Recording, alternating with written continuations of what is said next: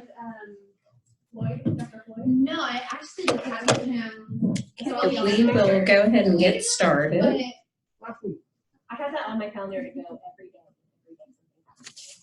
I can't go to the reading. Are we even taking our yet? Yeah, no. But I work. Okay, thank you for those joining on the webinar. We are so being assembled here in the library. I will go ahead and read through our introduction to get us started as everyone's being situated. Hello, I am Margaret Robinson, the Assistant Director for Interdisciplinary Programs in the Office of the Vice Provost for Academic Affairs and Faculty Development. It is my honor to welcome you to the 5th of our 8-part Brown Bag Lunch series on mindfulness and interprofessional communication. I will briefly introduce our main speaker, and then we will get started with today's activity. A few housekeeping items. This is a live webinar, and it is being recorded. The video of the recording is through the laptop with the presentation. The audio is only through the microphone. We will have 2 microphones going today. Our goal is to not have feedback for the folks that are on the audio. If you turn the handheld mic, we may need to shut this one off and mess with the volume a little bit. Sounds like I'm even getting an echo with this, so we will check on that. The seminar series today is a result of ongoing research and interest by Dr. Jerry Ibe, who is an assistant professor and program director for the Masters in Health Administration at the OU Hudson College of Public Health. It just rolls off the tongue. Dr. Ibe has over 10 years of healthcare experience in multiple roles, organization types, and geographies. Prior to academia, he was a manager of clinical information systems for New York Presbyterian Hospital, where he successfully managed a $20 million grant to develop health information exchanges to facilitate care coordination between the hospital and community-based patient-centered medical homes. Dr. Ibe has served in a variety of roles for Bon Secours Health System, including as a Vice President of Strategy and Philanthropy, leading departments through strategic change and with role and staff responsibilities spanning multiple states.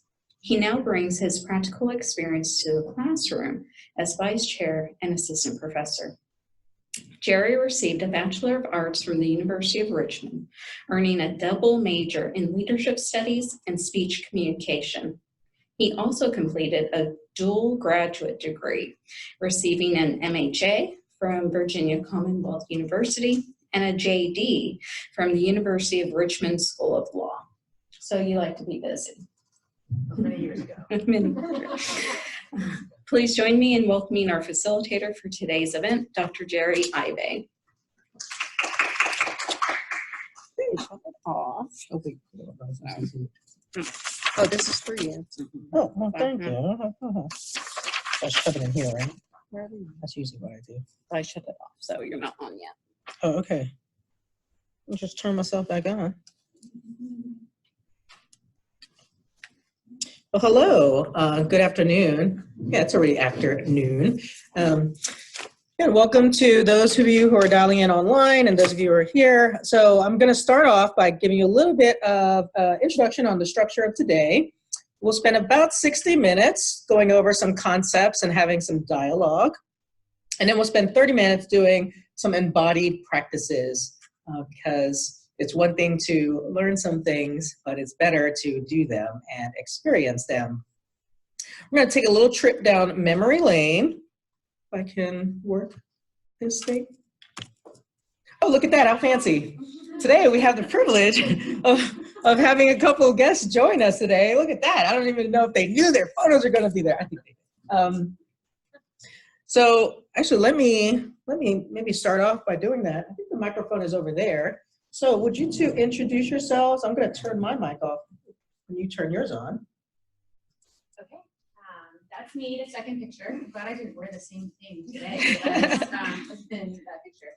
I'm Katie Elliott. I'm an assistant professor in nutritional sciences here at the Health Sciences Center, and relatively new. I've been here since August, but my primary research and my background in teaching is in interprofessional education and collaborative practice. I do a lot of work nationally for the Academy of Nutrition and Dietetics in the national circles on interprofessional education and collaborative practice. So particularly most recently, I've been doing a lot of work in stress and burnout across professions. So I think that's what led my interest and pairing up with Dr. Ibe today. So I am excited to be here.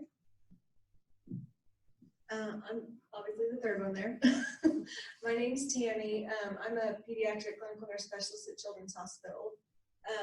I've been in children's for about 11 years, from roles varying from a unit clerk to a tech to a nurse to an advanced practice nurse. So I kind of got connected with Professor Ibe through Kendall Pinkston, just closing that gap for that clinical contact. We were talking about interprofessional collaboration and social style research model, how that looks like when applied in a clinical setting and that kind of thing. So thanks for having me. Great. All right, I'm turning myself back on here. Okay, that's pretty seamless, actually. I thought that would be a little bit more difficult. Well, there we go. Look how fancy. Very cool. Okay, so we're going to take a little trip down memory lane. Today, we're talking about role awareness. So if you haven't been to the sessions before, or maybe you've forgotten what we talked about in the fall and how this all fits in together, we're going to start off with a little bit of a recap. So in the fall, we had 4 sessions, 1 per month, and we were talking primarily about interpersonal effectiveness. We had some discussion about emotional and social intelligence and how we can learn to become self-aware, how we can manage our tendencies, our behaviors, our emotions. So that's the self-management. And then once you take care of yourself, how do you get to learn about other people? So some social awareness, empathy, listening, being open to others' experiences. And then we finished off the semester talking about now you have all that in play. Now, how do you manage those relationships? How do you work well with others? What communication techniques or social techniques can we use to foster personal effectiveness? So in the spring, we're taking this same model from personal effectiveness and we're layering on professionalism. So we're calling this now interprofessional effectiveness. And we're mirroring what we did for social. So instead of self-awareness, we're talking today about role awareness. And instead of self-management, we're going to talk about role management. Instead of awareness of others, we'll talk about being aware of other professions and how other professions fit in with the care team and with your role.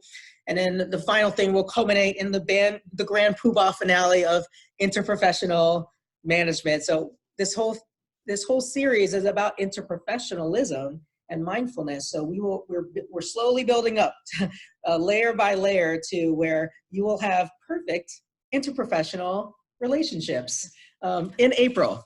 Got to wait till April. So yeah, now you just have to deal with what's going on. But we're going to get there. We're going to get there. April, it's coming. Okay. The other thing I wanted to point out is that the IPEC competencies, the Interprofessional Education Collaborative, is that correct? Their competencies are arranged into 4 domains, and at least it's my opinion that they fit pretty well with this model. So the first domain is about values and ethics, and we're going to talk kind of about that today. Is how do you, as a professional, know what values and ethics? When we talk of scope of practice or your practice environment, we're all here to help people. We're all here to help patients in some way or students in some way, but we do it in our own special way. We have different values and different ethical guidelines that we follow as a profession. So we're going to focus on that today. And the other 3 sessions will focus as well on these IPEC domains. Kendall, do you have a hand up? No. Okay. Okay. Uh-oh, wrong button. In our first session, when we were talking about self-awareness, we introduced this model called social style. All right, so anyone in the room remember anything about social style that you'd like to share? All right, yep. What you got? There was like the eagle, there was the leader of the group, I think, and then there was somebody who was more of a follower, and there was the outgoing party bunch, and then there was the planners, which I was a part of. Yeah, well, okay, so we talked about a number of different things. We talked about how social style categorizes people into clusters of behavior, and we talked about how some models use funny things like animals, or I like to use like The Office, and we try to have people look at their personalities or their traits through like The Office or Friends or Will and Grace, whatever it is. Although Will and Grace are kind of all like expressives. Yeah, so social style has the 4 quadrants, and it categorizes people's behavior into one of a particular style. And so, yeah, that's where we did have the more outgoing people. We had the more serious people. So here are the 4 different social styles. We have the driving style, very action oriented. These are the people who they just tell me what's going on. Like, what are we doing? Like, let's move. Let's start doing things. The expressive style, these are the very animated people. These are very, well, they're expressive, that's pretty clear. These are people who like to be on the center stage. They talk a lot and often about themselves, which is great. You know, it's like, it's all good. These are all good things. The amiables are the people who are always looking out for everyone else. They want to make sure that everyone else is happy, even if they're not happy, making sure that everyone else is happy. You know, they're like, I'm running myself ragged here.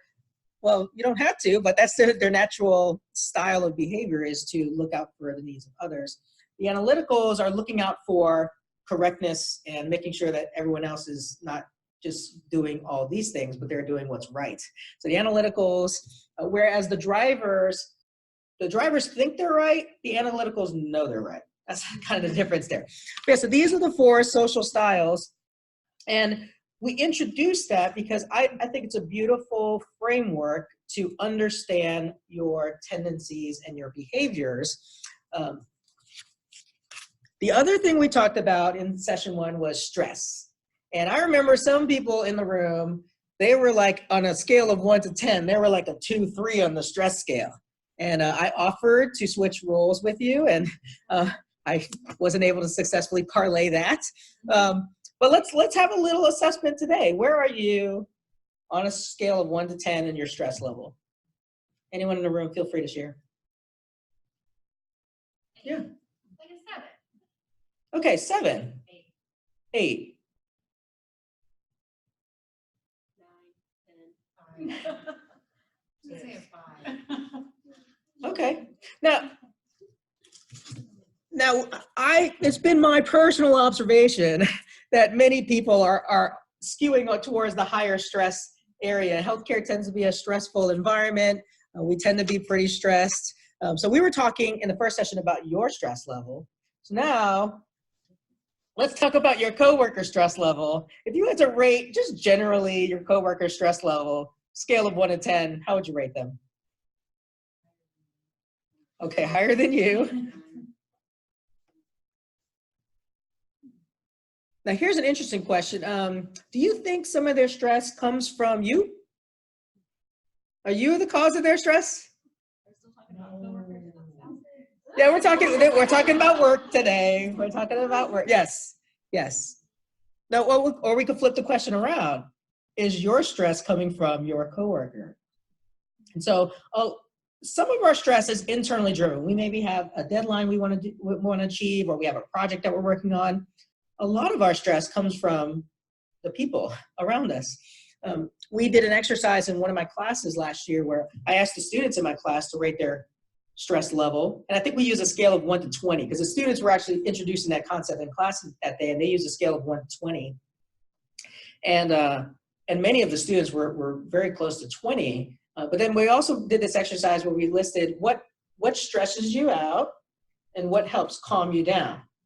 So the students wrote down a lot of things like tests and grades and papers. That stresses them out, and hanging out with their friends calms them down. What I did is I just wrote, you guys, right in the middle, because they stress me out, but they also are very fun to work with. So, and I find that that's pretty similar to a lot of people, is the people you work with, they can be a lot of fun to work with. They can be very helpful and supportive, and they can make coming to work very enjoyable. But sometimes with some people, it's not the case. So anyway, I don't know if she is stressed, the woman in the picture is stressed, or someone is stressing her out. But either way, she's not looking so happy there. Okay, when Grace Bullock came in October, and she introduced this model called the window of tolerance. And she even mentioned that this is something that at one place that she was working at or training, they started talking about this. And so when someone was feeling stressed, they would simply say, I'm outside my window, meaning don't come near me right now because you don't want to have happen what's going to happen. It's inevitable. If I'm hyper aroused or I'm hypo aroused, it's not going to be a great interaction. So once I can regulate myself back into this optimal arousal zone, then I'll be ready. Now, when I looked at this, to me, the red line, that kind of looks like a heartbeat. And does your day ever look like this? You know, there's times when you're just like, you're not feeling it. You want some more arousal. Like maybe you're in a meeting that is like hypo arousing you. And you would do anything for that meeting to get a little bit more feisty. But maybe it gets feisty because someone starts yelling at you. You're like, whoa, hold on a second. That's too much. How about that happy medium where everybody just tells me how amazing I am? That's the window of tolerance. But the thing I wanted to point out here is that in the fall, what we were really talking about was this kind of personal window of tolerance. You know, your family members, your friends, you know, those Snickers commercials when people are hangry, you know, it's the people around them who are like, hey, you need a Snickers bar. You are out of your mind right now. And so we have a personal window of tolerance that a lot of people will recognize when we're out of it. And now we're talking about it from a professional sense. So I want you to think about how we have a professional window of tolerance. And there are some things that happen at work that maybe don't make you mad at home, but they do at work, or vice versa. So there's a distinction sometimes between how we are stressed and what our window of tolerance is when we're at home versus at work. And so again, we're trying to think about that distinction between personal and professional. Okay, a couple more recap slides here. And this is bringing it back to social style. One of the things I love about social style is it directly addresses this dynamic between our behaviors and our stress. And so when there's that low level of tension or that hypoarousal, that's not good. You know, a lot of us think that, you know, wouldn't it be great? Anybody went on a really nice vacation recently? Yeah, and at some point in the vacation, doesn't it cross your mind? You're just like, man, can we just do this all the time? And it probably would be great, but eventually, for all you very ambitious and hardworking people, you'd probably experience low productivity and it would probably end up being hypo-arousing for you. You'd get tired of it. I am willing to test that theory in Maui. You know, for me, it might take decades, and I'm willing to go through that for science, for research. So low tension, just like hypoarousal, not good. We're not very productive. We're not doing much with our lives. When we're hyper aroused, outside of our window of tolerance, a high level of tension or stress, we're also not very productive because our body's not able to rest and recuperate. Our mind isn't able to focus. So the goal, just like being in our window of tolerance, our goal is to have an appropriate level of stress. So sometimes when you're talking to a friend, you're like, how you doing? They're like, I'm stressed. Now your response can be, good. But is it good stress? I don't know. Yeah, so when we're stressed, and what social style helps us to see is that when we're stressed, it doesn't mean that we're going to go out and punch something, or it doesn't mean that we're going to go out and eat a pint of ice cream. Sounds really good. Ice cream in Maui. All right, now I got to stop making these comments here because now I'm getting very hungry. But yeah, so in social style, when we hit our outside of our window of tolerance, when we're hyper or hypo aroused and we are in a stressed situation, we start exhibiting some pretty predictable behaviors. These are called our backup behaviors. So the driving style, if you can remember, these are all A's, so to make it easier to remember, the driving style tends to become very autocratic. They want to just take over. I've given you a chance. It's over. Here's what we're going to do. The expressive style attacks. So when something's not going well, their response is, I told you this was going to happen if you didn't do this. You didn't do it. You're at fault. Fix it. The amiable style tends to acquiesce. So they're like the people who go along. Even if they don't agree, they just don't want to cause any more. They just don't want to deal with it. So whatever you say, they're not agreeing, but they're withdrawing from their input. And then the analyticals, even more so. And I like to think the analyticals, they do this even more like physically. They will literally leave. This is the kind of person who, if you're having a conversation and gets stressful, they just start checking their phone. You're like, wait, we're like having a deep conversation. They're like, I was, but not anymore. Now I'm just out. I'm checked out. Okay, so social style helps us to see whether it's personally or professionally our behaviors, because we were doing an exercise in class where our students were self-assessing their social style, and then they had people assess their style for them, and there was sometimes some incongruence there. Someone would self-assess as an expressive, but their family members and friends saw them as an amiable. So my question to them was, when you're stressed, how do you tend to react? And your friends and family members probably see a pretty consistent form of behavior. So if you're somebody who tends to lash out at people and yell at people, if you're the road rage type of person, you're probably an expressive type of person. Okay, so that was for our recap. So we've talked a lot about stress and behaviors and social style. So now let's start talking about it from a professional standpoint. So I don't know, this is a picture I found about somebody who looks like she's at work and she's feeling very good about herself. So we're trying to talk about confidence and how do you know, because in the first session, that was really our question is, how do you know what you're like? Remember we asked that question, are you funny?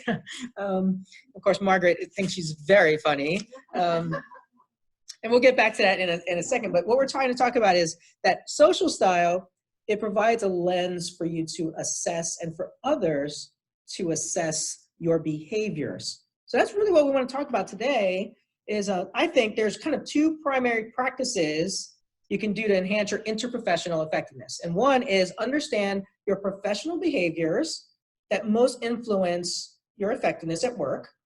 And number two is understand how other people view those behaviors, because you might think that, oh, well, I get results done and I just, I'm the person everyone looks to get things done. And that may be accurate and everyone agrees with that, but they also think that you're a jerk while you do it. So there's often a little bit of learning that we can do to see ourselves more clearly. All right, one last thing about social style. We didn't talk about this in the spring, but we're ready to talk about it now. Wait, we didn't talk about it in the fall. We're ready to talk about it now, and that is versatility. So the final component of social style deals with versatility. So whereas your social style is pretty much set, if you're an analytical style throughout your life, you'll probably exhibit analytical style behaviors. Versatility, on the other hand, is something that you can control. It's something you can learn. It's something you can improve. And what versatility measures is other people's perception of your focus on either your own needs or the needs of others. And it's a little bit more value laden than social style, because in social style, if you're an analytical, there's nothing necessarily negative about that. It's just the way that you behave. But for most people in a workplace setting, it's probably seen as more optimal to focus on other people's needs and helping the team out than it is just to focus on yourself. So when you take the social style assessment, you get a rating of how people see your versatility. And versatility is made up of 4 different parts. So people are assessing very specific behaviors about your versatility. It's your image. This is the way it doesn't mean necessarily how you look and what your hair looks like and things like that, but it's more of, are you appropriately dressed for the situation? Are you, do you appear that you're taking things appropriate to how everyone else views it? So let's say you're somebody who you naturally dress very formally, but you're in a situation where people are dressed a little bit more informally. You may feel more comfortable wearing your suit, but other people are looking at that and saying, I know, but you're sticking out and we'd rather you blend in and be one of us. So that's your image. Your presentation is how you present your thoughts and your ideas to other people. That could be in a formal setting, like a public presentation. It could be in a one-on-one meeting, having a conversation, but can you put your words together coherently? Are you persuasive? Are you using jargon that's appropriate to the audience? You know, sometimes you'll see researchers or scientists and they'll start talking to people and they're like, I don't know what you're talking about. And it's because their presentation is more focused on them communicating the words that they know versus rephrasing it in a way that's understandable to the people they're talking to. Competence is the third, and it's the largest percentage of versatility. This is the most important parts of versatility. And competence, the key thing here, this is not your technical or your cognitive competence. So let's say, for instance, you're a nurse.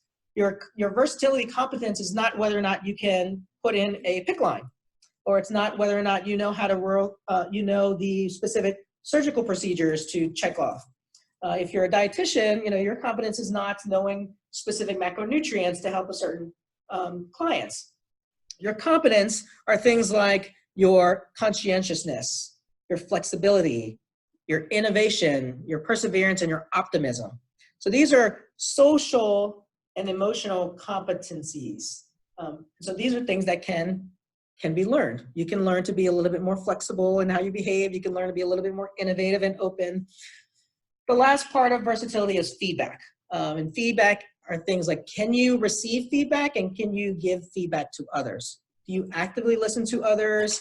Do you show empathy? Do you relate well with others?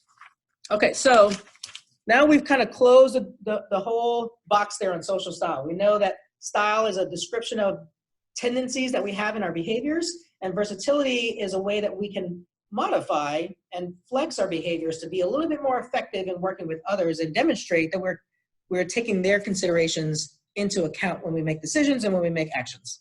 All right, so going back to, this is the slide we showed in the first session about funny, and I think Margaret still thinks she's very funny. Yes, and she has validated that since then, is that correct? Yeah, one person liked it. And look, we all See, there we go. Yeah, so we talked about this idea of self-assessing your level of funniness. Is that a word? It is today. And then we introduced this concept of Dunning-Kruger effect. And this is, and I love this part here that the person knows nothing. But yeah, so we don't want to be in this area where we're really confident, but other people don't see it that way. They're like, you're confident, but we don't know why. Whether it's in your comedy or, and that's not going to really hurt you in your professional career if you think you're funny and everyone doesn't. I mean, there'll be some awkward silences, but the dangerous thing is if you think you're really good at your job and your coworkers are like, no, that's not true. And probably true is not the right word here. We're talking a lot about opinions and subjective criteria. Okay, so how do we do this? How do we figure out who we are? And we talked a little bit about, part of it does involve looking at yourself in the mirror, having at least subjective personal assessment of how you're doing as a professional. The challenge though is sometimes what we see in the mirror is a little bit different than what's true out there. And one of the things that we talked about was, what can you rely on? So ourselves are not very reliable. We tend to see things a little bit differently. I just went and I'm participating now in the Fit Well challenge. And I went to do my assessment. And I told them right before I stepped on the scale that I had a very big lunch. But even then, the scale was wrong. I mean, they needed to calibrate it. There was a lot of things going on there because certainly that number was not right. And I told them that I would have to bring my own scale in when I do my post-assessment because this is discouraging. But no, the scale is probably right. Probably is. And that's nice because it gives you like a number. Sometimes when you look in a mirror, it can be a little different. So then we talked about, well, what about like your family and friends? Whenever I go home and I tell my wife about a situation at work, she kind of always takes my side. It's kind of weird. She's always like, well, I'm sure you're doing your best. But then if I tell somebody at work, it's a little bit different. They're like, well, you were supposed to do that. I'm like, oh yeah, that's right. I forgot about that. So family and friends aren't the best people to give you input. They're mainly there to help support you and make you feel like you can do anything and there to help you out when things are tough. So when we're talking about professional effectiveness and understanding how effective you are in your role, the best people that you can get feedback from are the people that work with you. The people that can give you feedback to say, yeah, you do tend to take over the meeting and tell everybody to shut up and do it right. And we love that it works, but can you figure out a way to do that without telling us all to shut up? We would love that even more. So your coworkers, the people that see your behaviors are your best bet. Okay, last point I want to make here, and then we're going to have some discussion questions, hey, is that personally and professionally, we need other people in order to see ourselves accurately. And there's a concept of, it's called a triangulation. It takes more than our set of eyes. Like even you can try this. Let's try a little exercise here. So take your arms out to your sides. Okay. Now, do what we call cactus arms here. Okay, so cactus arms here. Now bring your hands to where you can see them in your peripheral vision. Okay, you see them? All right, now bring them away from you. Okay, where'd they go? Are they still there? Are your hands still there? Well, why don't you see them? All right, bring them back. Okay, now bring them back out of sight. Okay, I can see, none of you can see your hands, right? Okay, I can see them. Everybody else can see them. And this is how it is with our behaviors, is, sometimes our behaviors are like right in front of us. Like we know like immediately right after you say something, you're like, I shouldn't have said that, I'm sorry. Other times we say something and we're like, whoa, that was awesome. And everyone else back there, we don't see it. We just create a lot of drama. And so our behaviors are similar to our peripheral vision. Sometimes we can clearly see things, but sometimes it takes other people to be like, hold on a second, that was not good. And even on the other end, what I wanted to point out here was that sometimes we do things that are really effective and we think that they're not. Like maybe we have this aversion to public speaking and we go up there, we give a presentation, we're like, oh my gosh, that was terrible, everybody hated me, nobody liked it.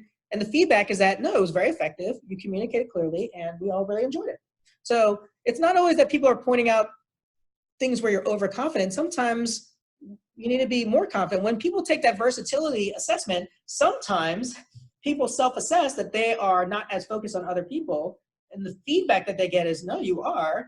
And so the learning there is to see yourself more accurately, but to see yourself with more confidence because you're doing a great job and you're a little bit too hard on yourself. Okay, so let's have some discussion questions here, and I'll turn it over to our prestigious guests first, and then we'll open it up to the group. So from a professional standpoint, from a dietitian, a nursing standpoint, who serves as professional mirrors for your professions? Oh, let me turn off my mic.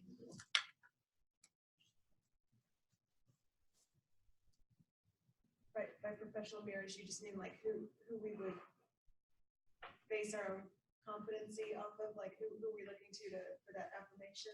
Yeah, like how do you know you're doing a good job? How do you know you're a good dietitian? Who are the people that you get feedback from in order to form that opinion?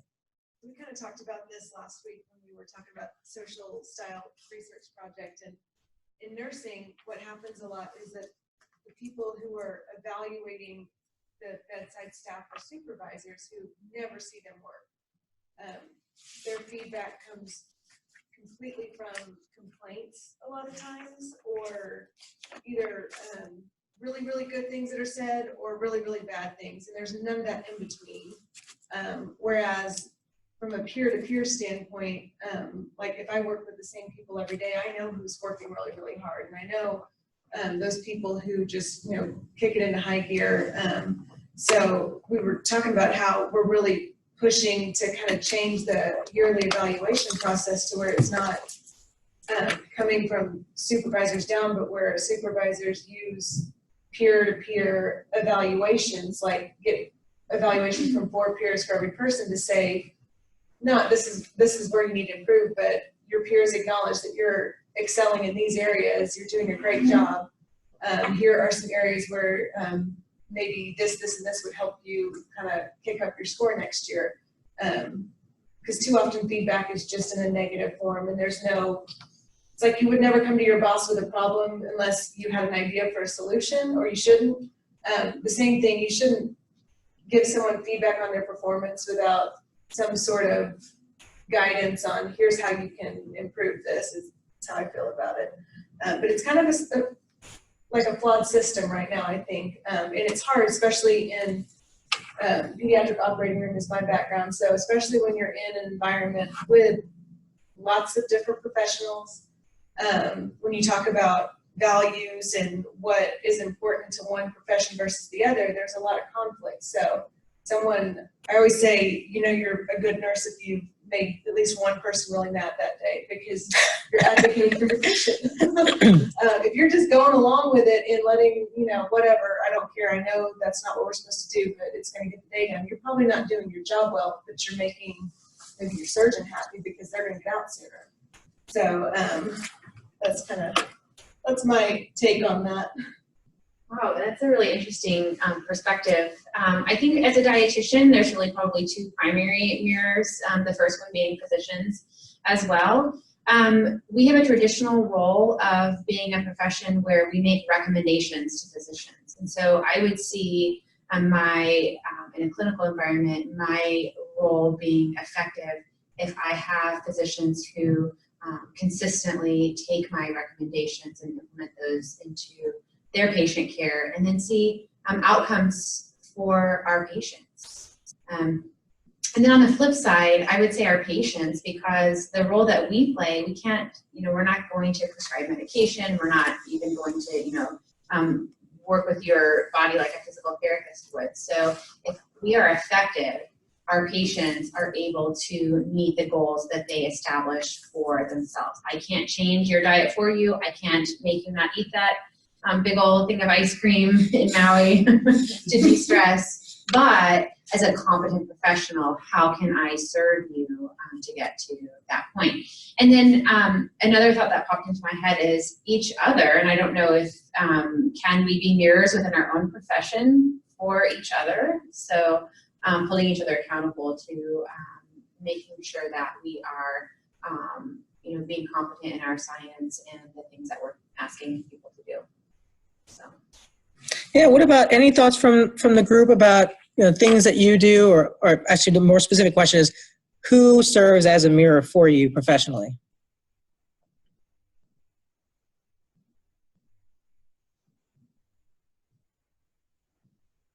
For me, it's a lot of people outside of the university. Due to the nature of my job, people from the outside kind of look in and determine whether I'm successful or not based on the amount of money. Yeah, so like some jobs, they have some external criteria. So whether it's dollars raised or grants approved or, or maybe patient safety or quality. But there are a lot of things that we do that are a little less measurable. Maybe somebody loves the work that you're doing, they don't have a lot of capacity to give.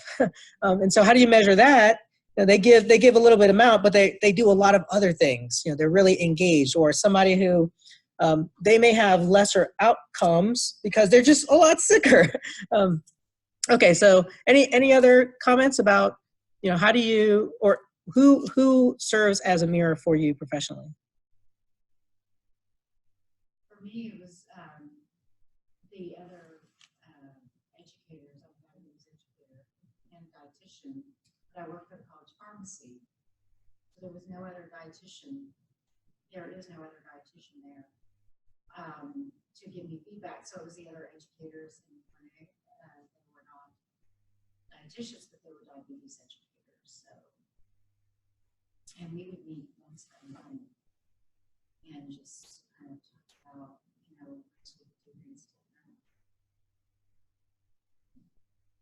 Great. Okay, let's ask another question. So this gets a little bit to the point that Tammy was making about the annual review process or annual performance process. And I've experienced kind of like the standard evaluation process, which is I do my self-assessment, I send it to my supervisor, and then my supervisor takes my self-assessment and changes all of them to 5 stars instead, right? Isn't that everyone's experience, right? I remember my very first assessment. I think it was because you come from school and, you're supposed to make great grades. And, if you think of like the grading scale is like a C is average, but that's not good. If you're following me. So anyway, I get to work and we have this five-star scale. And so I'm rating myself, and I'm not a C employee, right? So I'm not rating myself a 3 in anything, 4s and sometimes 5s. And, so I sent it to my boss, and she sends it back, and like, there's a lot of 3s and there's a couple of 4s, and like, there was like 1 or 2 5s. And then it took a little bit of education. So it's kind of like the letter your teacher sends you home with your kids. Because they're like, oh yeah, we're doing these assessments, and we just want to let you know, like, our goal is for your child to be on track. Our goal is not for your child to be Doogie Howser, okay? Yeah, so that was my experience where, and it really helped me understand that the goal in my job is to do the job. And if I'm exceeding the job, and I think she actually made this point to me. She said, if you were exceeding your jobs in every level, that means we're underpaying you because you're not doing your job. You're doing someone else's job. And I go, oh, well, then that's true. You're underpaying me. But she said, like, we want you to do your job. And if you show over time that you are doing more than your job, that's when you get another job, and we'll pay you for the work that you've already been doing. Like, that's really how it works. It's not that we give you a job and then you start doing more work. That's what we'd really like, right? We'd all like to just wait until we get that promotion to get more work. But instead, it's like, no, you're going to do all this stuff. And if you can handle it, then you'll get the job. It's like, okay, I get that now. All right, so that's the process. Is you do an assessment, your immediate supervisor does an assessment. So here's the question. We have this picture up here with somebody serving as a mirror. What if your supervisor is not a very good mirror for you? So you think that for you to be successful in your profession, so I'm going to use an example like in sales. So let's say you're selling, we'll use a healthcare example. Let's say you're in medical device sales, and your goal is to help people help people. So you want to sell them equipment that's helpful for people and is the right equipment. It's safe. It has evidence behind it. Your supervisor, potentially, their goal is for you to sell as much as possible and make as much money as possible. And so their mirror for you is you need to change what you're doing because you're not doing it right, and your perspective is different. So that's the question is, what if you and your supervisor or whoever it is that you said provides that mirror for you, what if you use different mirrors? What do you do then? This didn't happen to me. It wasn't a supervisor, but I am an insulin trainer. And so I didn't work for the company, but I had a contract with the company to train their patients on their pump. They would send me patients that got the pump, and then I was to put them on it. Sometimes they would send me patients that were not appropriate for pump therapy. So I would send the patients back to them without a pump on. And that made them very upset.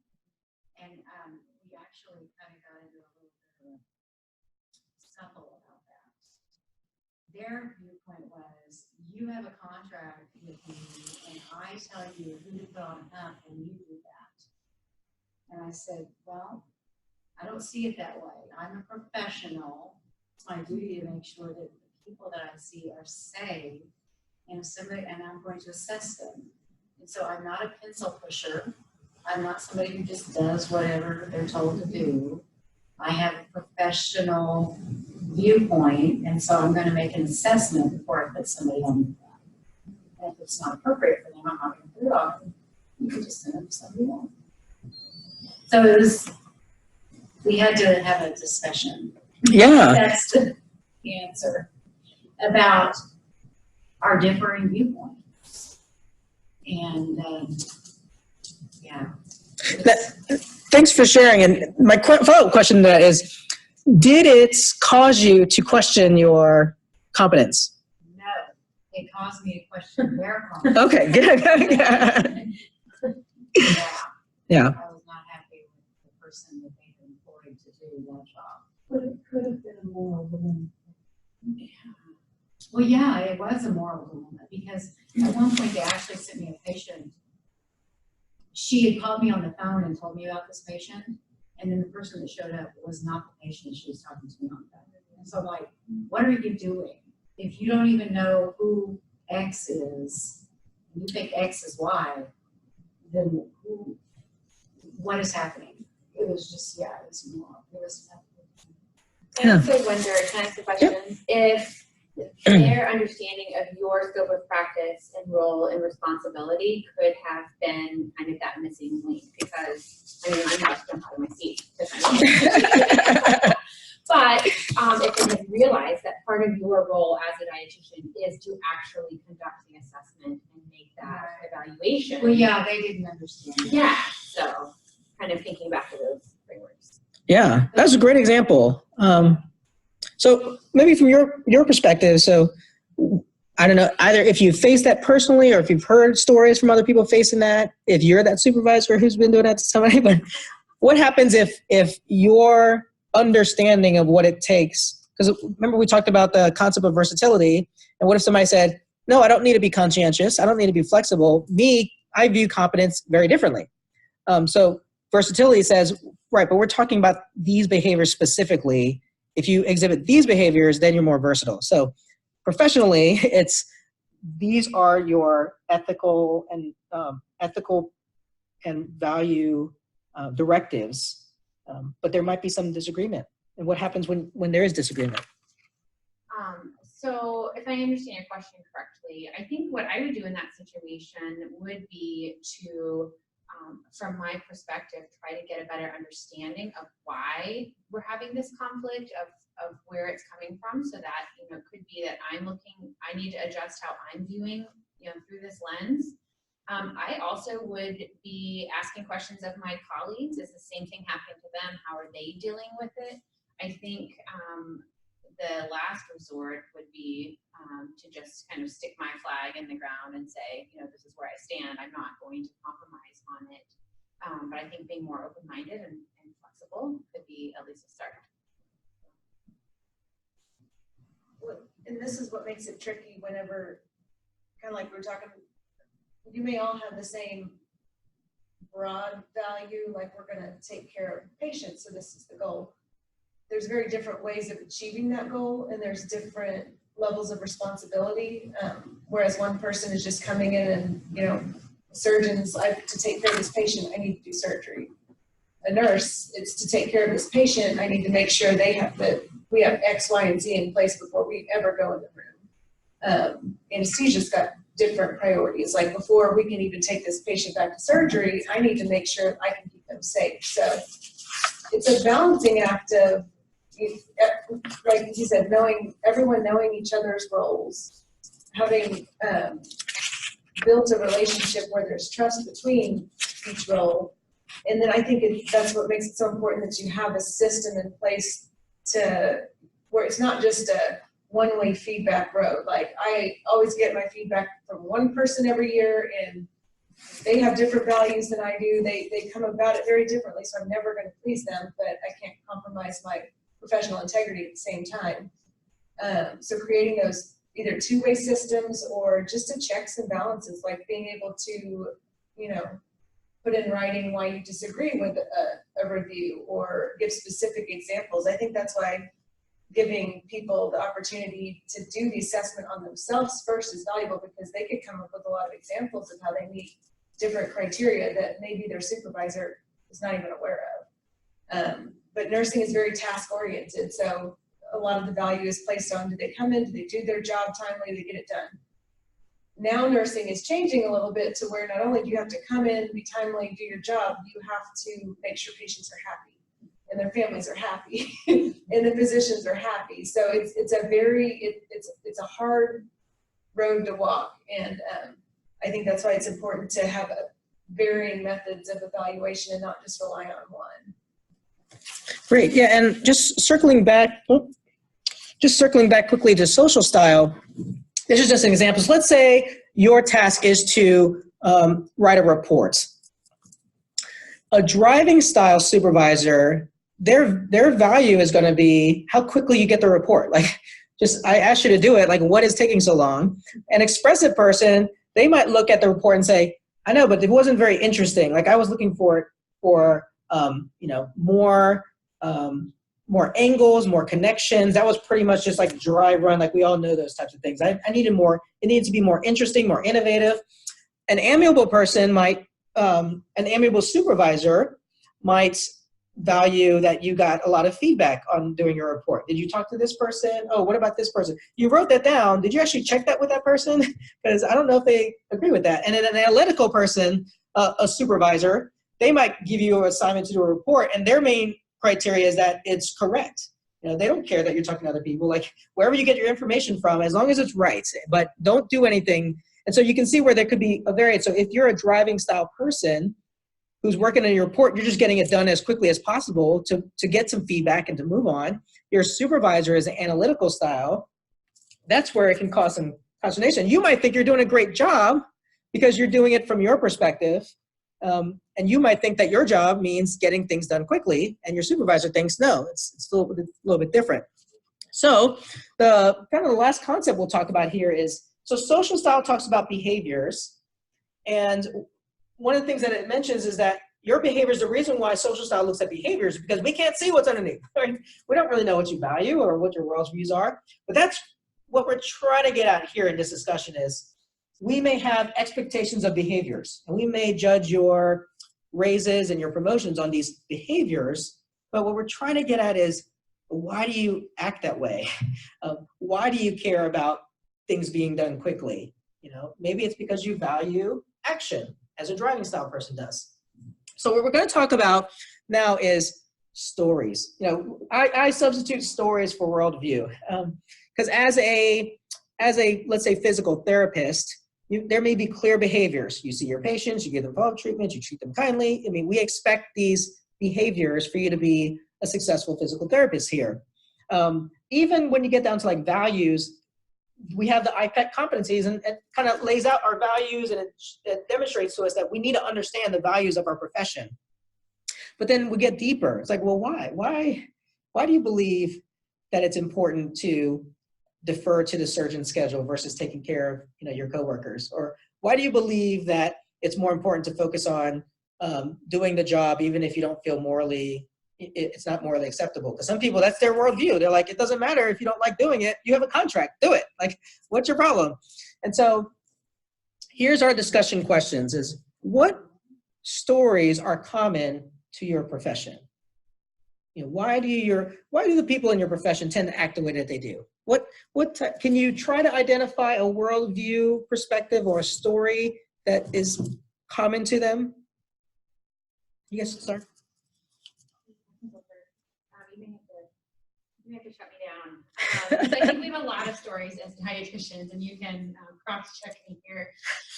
But one of them is that, again, kind of circling back to our professional role as, honestly, if you want to get real, it's taking it back to the fact that we started out in the kitchen at the hospital. We started out as feeding people. And so sometimes to kind of get into our role as being a member of the healthcare team, we can sometimes feel like we have to prove ourselves. So that story we're telling is that we are having to have these really good negotiation skills, to have our healthcare, our interprofessional team members just listen to what we are saying.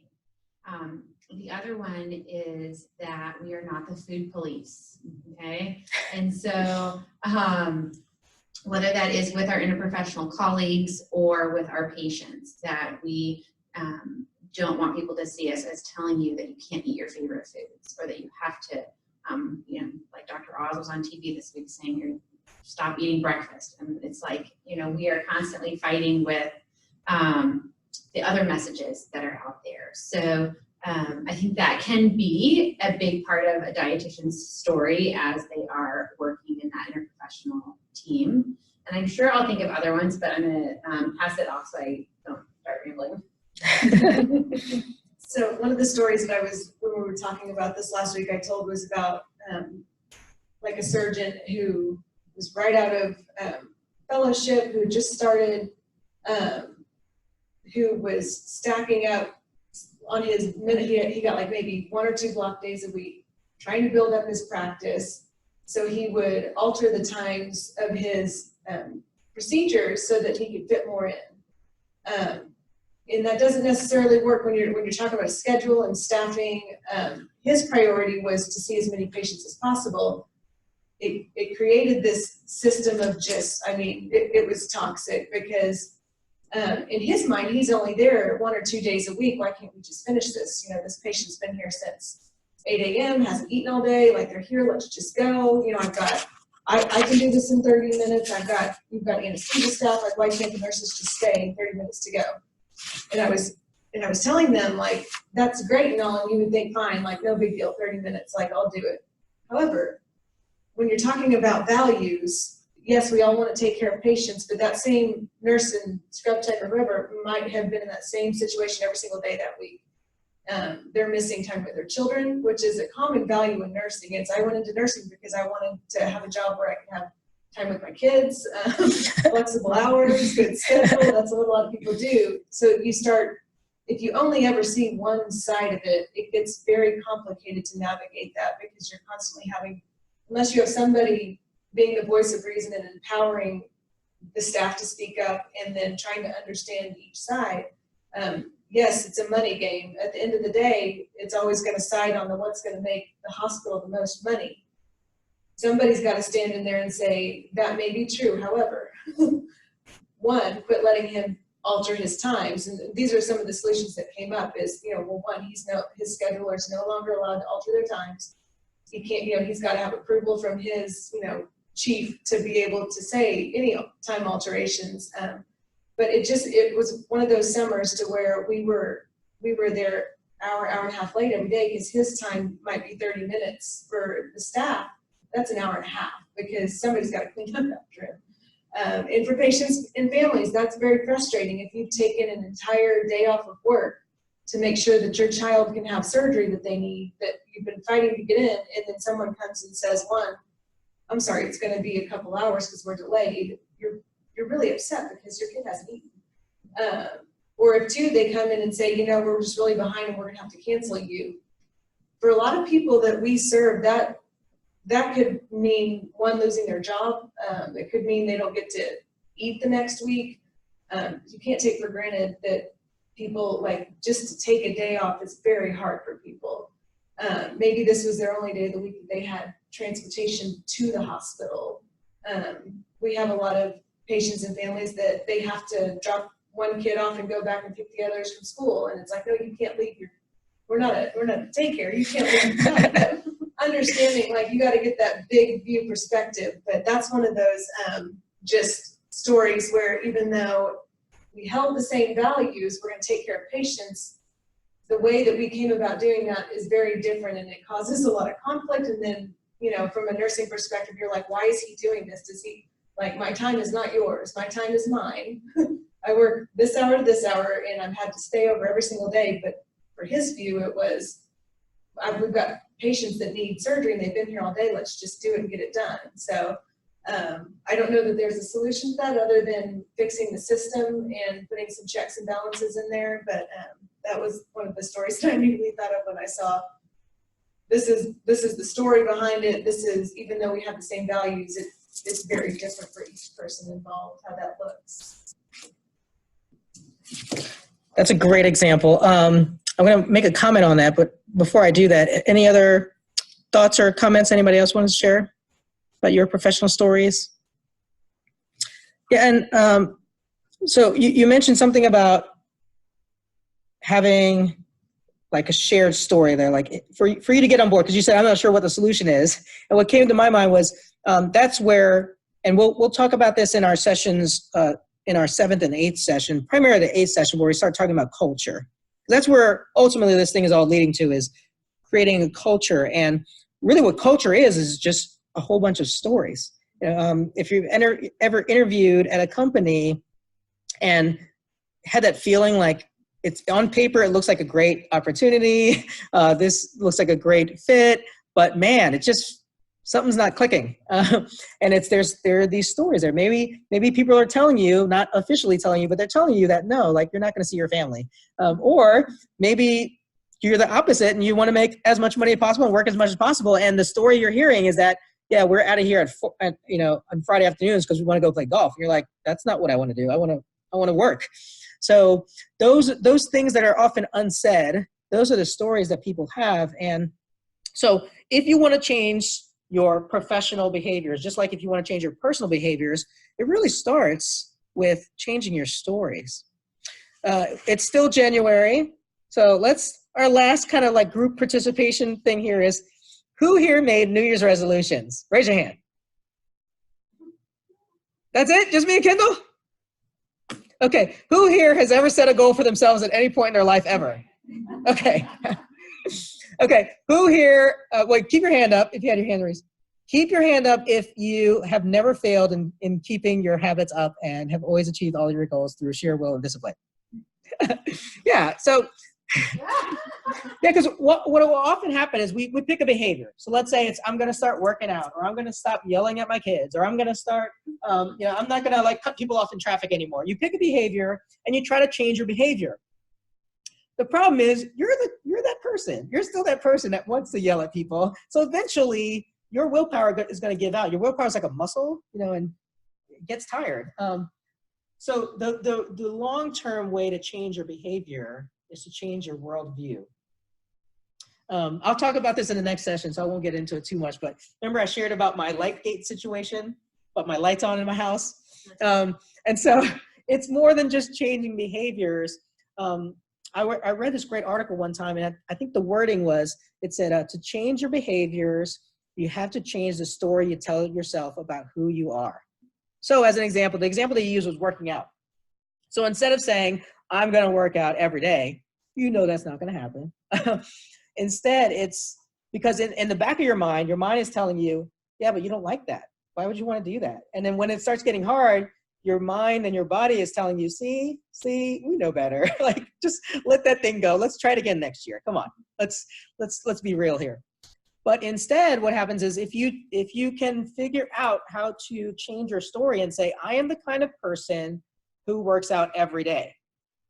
Over time, you will become that kind of person, and your habits will change, because now your intuition and your subconscious is telling you, hey, don't you want to work out today? You're like, I do, don't I? So it starts with changing your story. So to change your behaviors, whether they're versatility, competencies, or professional behaviors, it starts with changing your stories. Okay, so now we're moving into our embodied practice, because we got to skip this slide here. And so now we're talking about, well, what is your story? Okay, so this is all still very heady. Okay, you can understand social style, you can understand stress, you can understand how we give one another feedback and we self-assess, but that's only part of it. The way we live our lives is really from an embodied experience. And so even if you tell yourself a different story, that doesn't mean really you're going to do anything. What happens is you have to do it and see how it goes, and get some feedback based on your actual experience. So what I'd like you to do is find a partner, and actually we have even numbers of people here, so perfect. So find a partner, and we're going to do a couple of exercises where we're sharing information. Now we'll say that if you don't feel comfortable sharing something, then don't. Just chat about whatever it is. But if you're feeling up to it, I would encourage you to do it, because I think you'll get to delve a little bit deeper underneath all the normal conscious thoughts you have about these types of things. Okay, so 30 seconds, pick a partner, and then I'll give you the directions for our activity. Okay, that didn't take 30 seconds. Okay, all right, so here's your first. We're going to do 3 separate practices. Here's the first practice. So how about the person with the shorter hair will be the first talker? Okay, so the first person, what you're going to do is tell your partner, or let me just read what I wrote here. Think back on what you consider your worst professional failure related to versatility.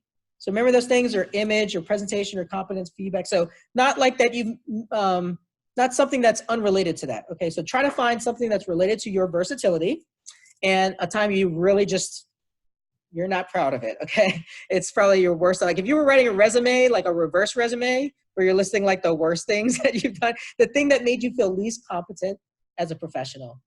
All right, so think about that.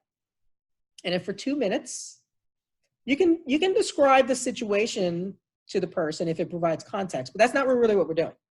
What I want you to do for the 2 minutes is tell them how you feel right now about that experience. Just even thinking about it. You may have to take a couple seconds, close your eyes and think about that experience. And then for 2 minutes, share how that makes you feel. Okay, go.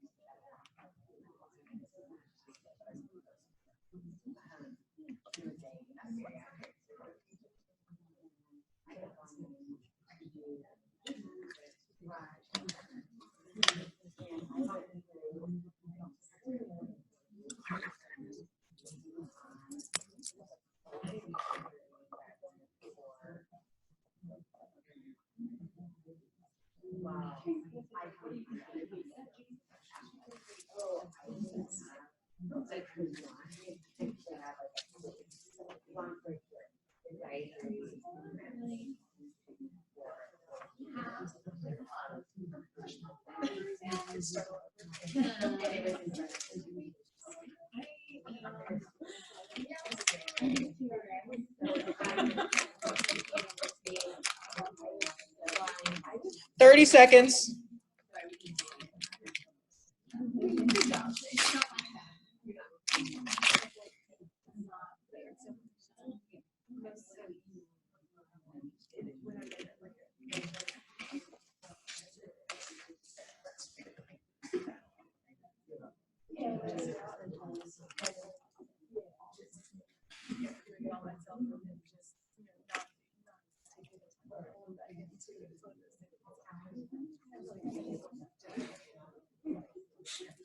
Okay, when you're at a natural stopping point in your conversation, what we're gonna do is for 1 minute, whoever was listening first, not the talker, the listener.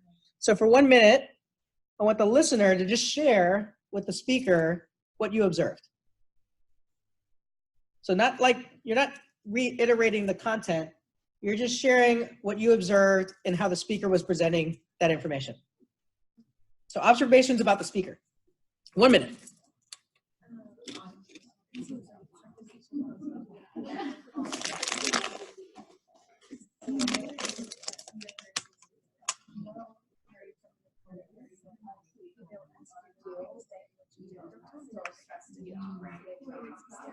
It's knowing that I know it and that having go back and say this I should have should have that's what I get. It's like yes, I may never forget that. Makes a good story. All right, 10 more seconds.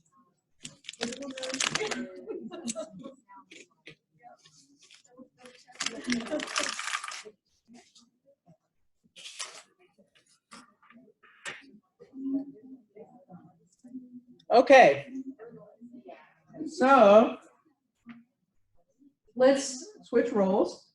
So now the person with the longer hair is going to take a moment, think through, think back.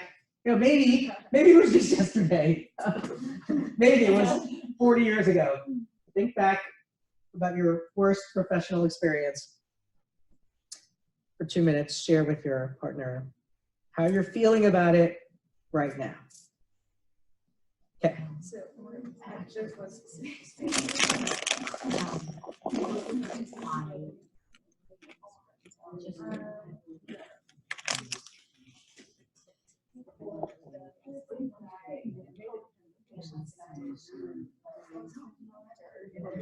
so I was trying to get comparisons from the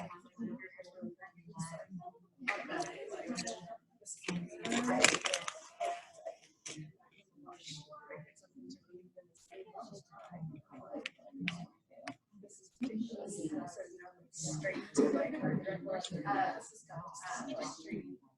she's willing to protect her because she's experienced, but this is gonna start.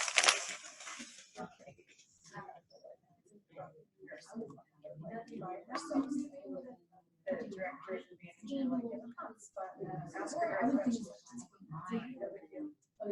they give feedback and then like she said, it's one of those we're reflecting on it, of like, you know, next time before I just kind of jump to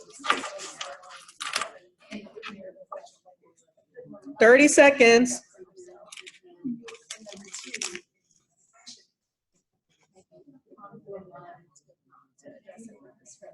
before just elevating it so far. It's one of those moments where I'm still like, but in the moment, I thought I was sticking up for somebody, but yeah.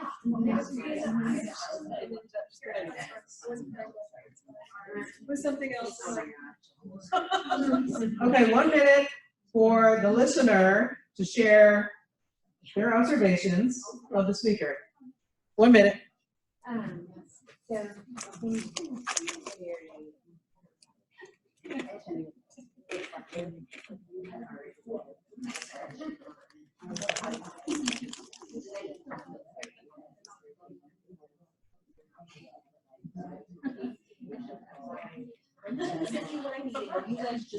did at the beginning.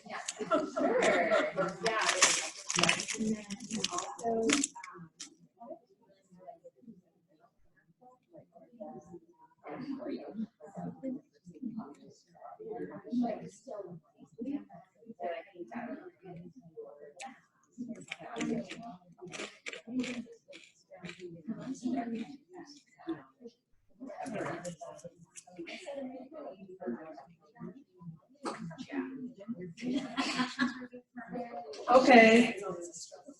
When you find a natural stopping point, let's have a little mini discussion here. So if you feel comfortable, you're obviously not going to share what your person said, like, yeah, well, there, I can't believe she did this.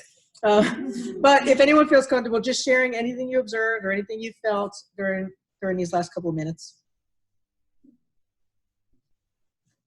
You were also talkative to one another.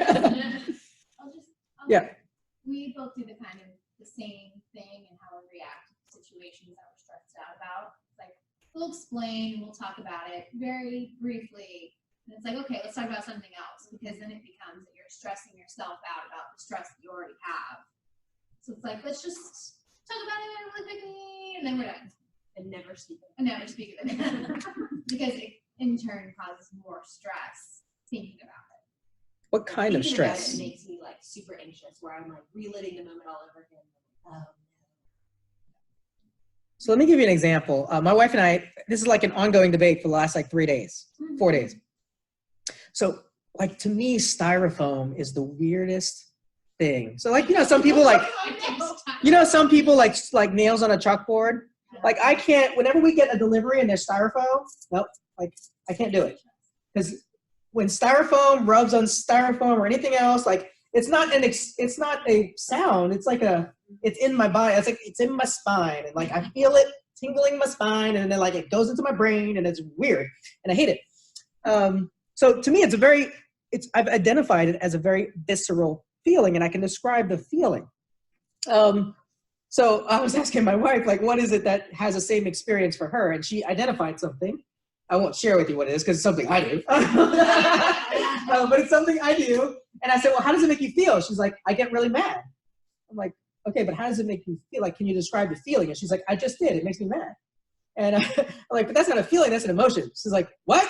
I said, but it's different. Like, I'm trying to identify, like, is it like a tightness in your stomach? Is it this? And she's like, no, it just makes me upset. And so we know what I did is I just kept asking to try to get her mad so that I could say, well, now how are you feeling? Yeah. So this is kind of like the thing we go into every day. I'm like, so how do you feel? She's like, stop it. My wife is an analytical, so she is a robot. She has no feelings. So we're trying to help her tap into that. All right. So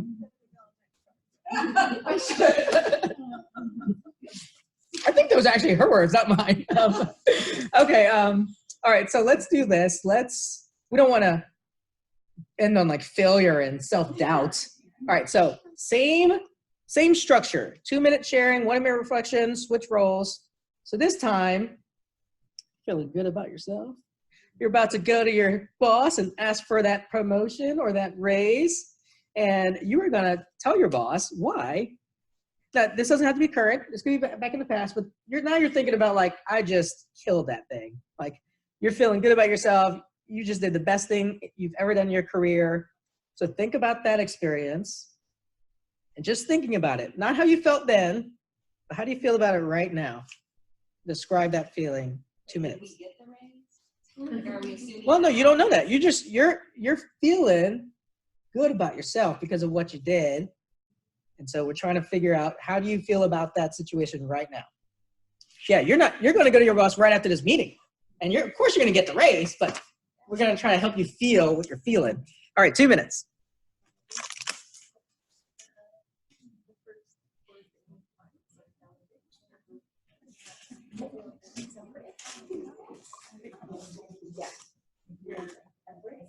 All the work that you've done and understanding what you're putting into it. That's one of the things that I'm always seeking, is that validation. I see work and your efforts with that. I appreciate, not only appreciate it, but running with your ideas. So I do personally things to do. A lot of times, like,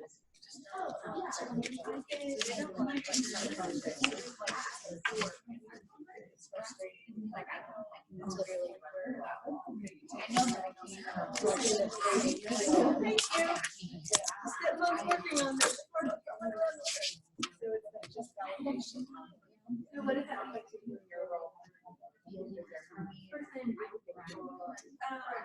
So recently,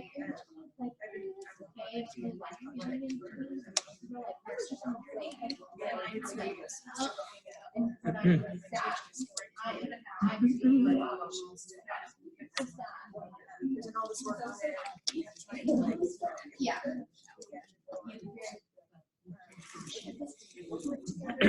30 seconds.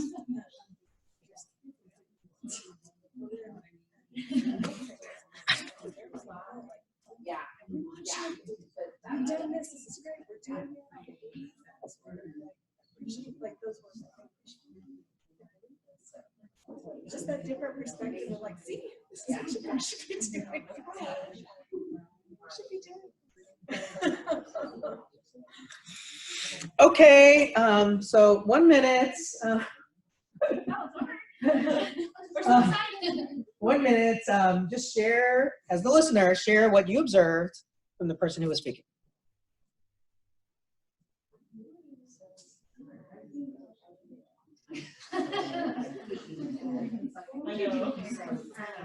Are you doing your assignment, Kendall?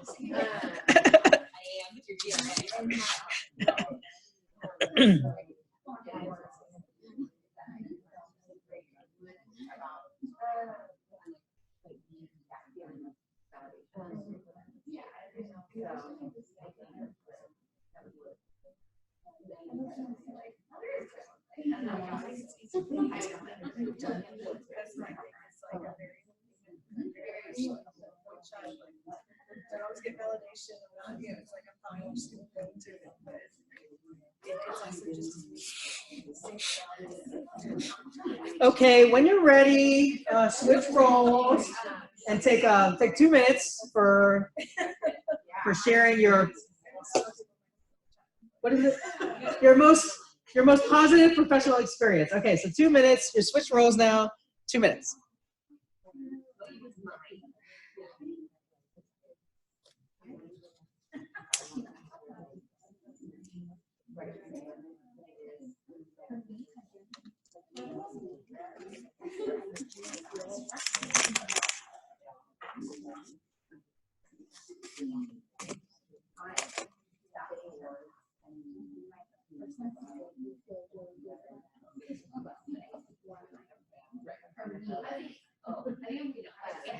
trophy collector. Yes, that's also what keeps me going. It's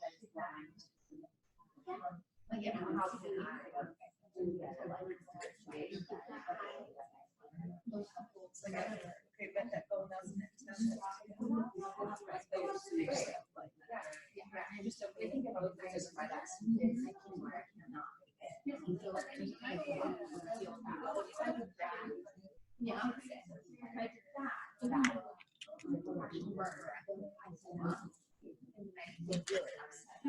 30 seconds.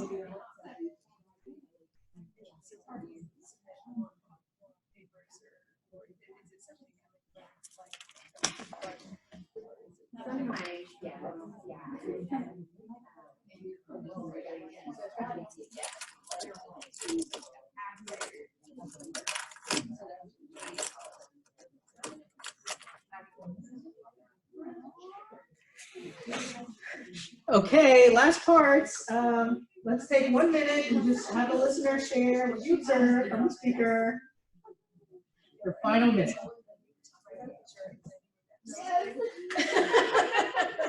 But in your head, as you were talking to different like what's going on right now, like it was very sequential, I feel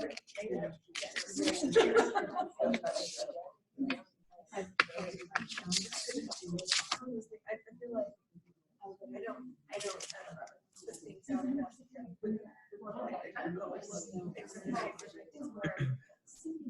I think I feel other people, not putting myself up, right, but other people putting me up for it. Does that make sense? Yeah, I bet it's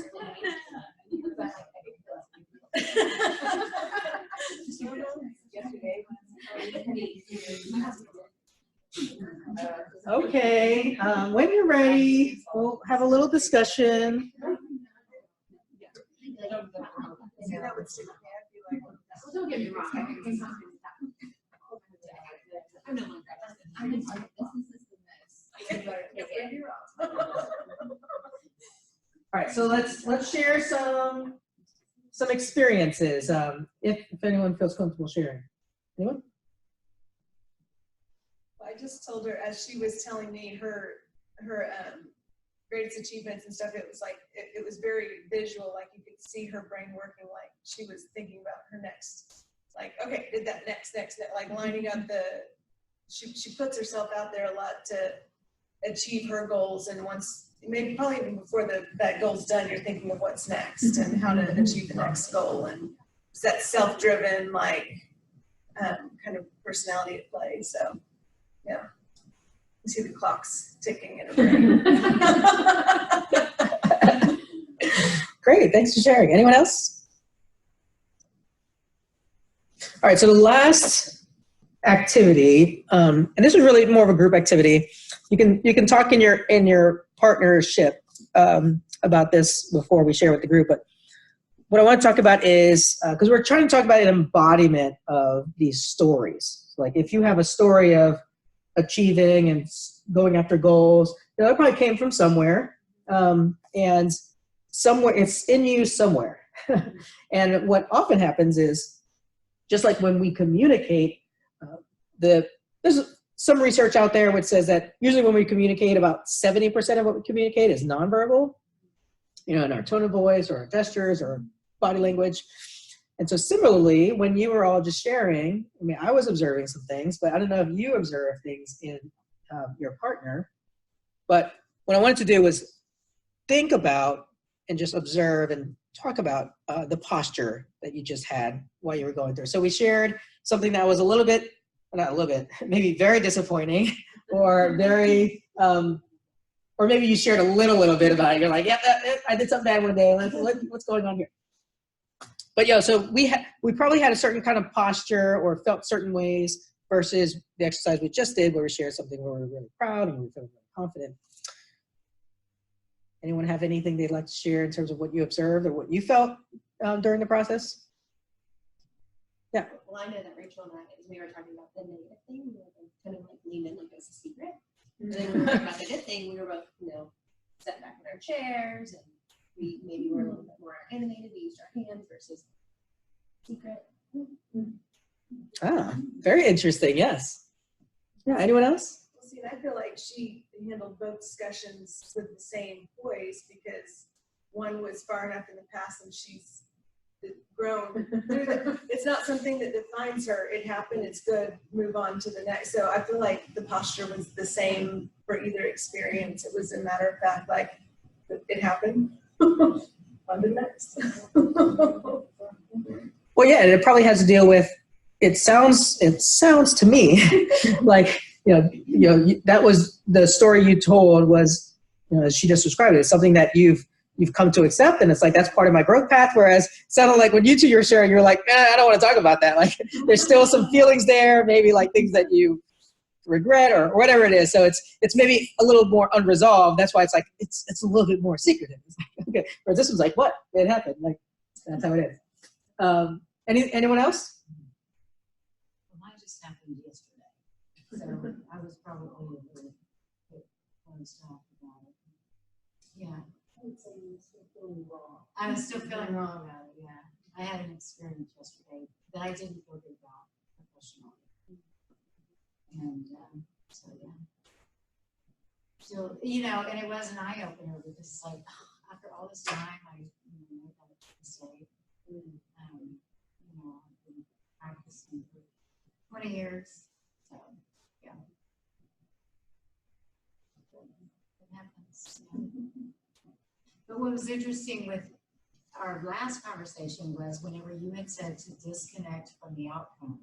So just think about the feelings associated with doing something well, but disconnect from the outcome, whether or not, like if you're going to ask for a raise because you've done this, such and that, but disconnect from whether or not you got the raise. We spent the whole time analyzing whether or not that was possible to disconnect from the outcome. Oh gosh, where do I even begin? Feelings are associated with the outcomes. Thinking, which is kind of like the example of your wife, emotion is not feelings. Thinking is analytical. It's not connected to a feeling. You can feel good, but without the outcome, the feeling comes with the outcome. The validation of the feeling. Well, so there's so much there. There's so much there. Yeah, so I'm gonna take a turn because we just need to yeah. ruminate on this. So in one sense, we have knowledge and we have wisdom. And so like thinking is at a certain level, but we know things that so as an example, have you ever listened to like a song or read a poem or read a book and somebody described something that you're like, of course, but you didn't know that before you read it. You didn't know it in that way, but you knew it. Right. I mean, like your body knew that, oh, that is the way that I feel about that thing. But I couldn't describe it beforehand. So we have a lot of wisdom and we know a lot of things that we can't think about. So when we talked about meditation in the first or second session, that's part of what we talked about was looking at our thoughts, because our thoughts, we tend to think that we are our thoughts, but we're not. Our thoughts are just part of us. Now, here in the West, we're very conditioned to think that we are our thoughts, and that's all that matters. That's not true. And so one of the things that we talked about was detaching from our thoughts, and then you can take that the next step, which is detaching from the outcome. And so one of the things that meditation or other contemplative practices help with is feeling that confidence that you're going to put in a lot of effort. Because a lot of times if you hear non-attachment, I don't care about, well, then I'm not going to put forth any effort. But the goal is to say, I'm going to put in as much effort as I can without being attached to the outcome. And if you think about, like for those of us with children, or those of you who are educating the students, I think that's what we're always trying to do with them. It's like, why are you so concerned about your grades? Like, that's not the point. What we want you to do is try. We want you to try to learn this material because you're going to need it. But they're always like, what is that going to be on the test? I'm like, why does it matter? But of course it matters to them. But to me, like, that's just like one day, one of my students is in here. One day, I just want a student who's like, I don't care about my grades. I don't care about the job I get. I just want to grow. You know what I mean? Like that would be like amazing. And I would just like spend all my time with that student just helping them out. But for whatever reason, we're always focused on these, or we tend to be focused on outcomes. But there is a way to detach from that. And a lot of it starts with you detaching from your own thoughts. So in yoga, because I talked quite a bit about yoga, this is actually we talked about the Yoga Sutra. It's kind of like the Bible of yoga, or like the main text for yoga.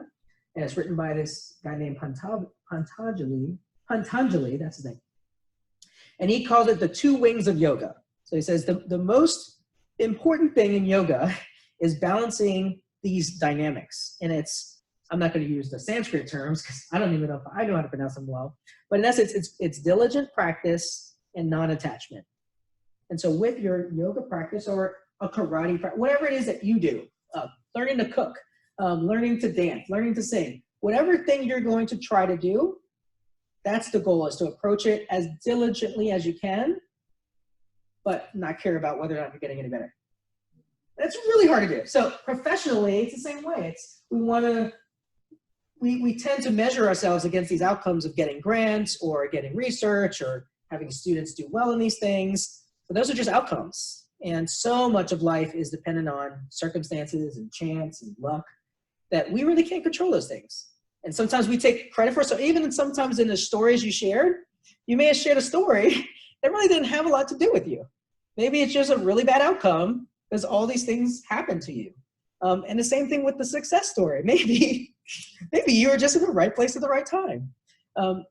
Now, you don't want to take a fatalistic viewpoint from that and say, well, then, I'm just going to go with the flow and whatever happens, happens. Yes, that's true. Whatever happens, happens. But you can take a more effective approach to it. So, yeah, the idea of detaching from outcomes is very, very tough. But it can be done. And I don't even think it's possible for everyone to have that state of mind all the time, but you can slowly practice it. So as an example, this is one of the things I like about a practice like yoga is there are things that I can do really easily in yoga. And so I shouldn't really care about them because I can do really easy. There's many more things that I probably will never be able to do. I can take the approach and say, well, that's just not how I am. Or I can say, well, I'm going to try. And I may never be able to do it, but I'm going to keep trying. And that's the mental challenge every day, is to say, okay, I tried and I still didn't do it, but that's okay. I'm going to try again tomorrow. Okay, so, oh gosh, we went over time. I'm sorry. Did someone answer your question? Yes. Yeah. Actually, it wasn't even a question, it was a comment. Yeah. So sorry, gosh, I went on off of your comment. So thank you all for coming. I appreciate it. We all appreciate it. Thank you for our guest speakers. They're even like wearing kind of the same shoes.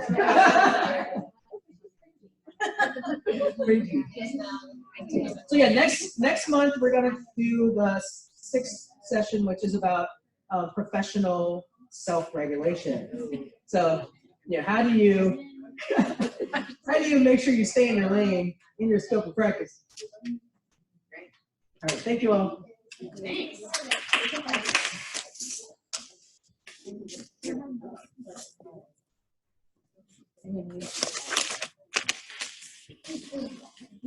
Yeah, they're like mirrors of those chairs. Okay.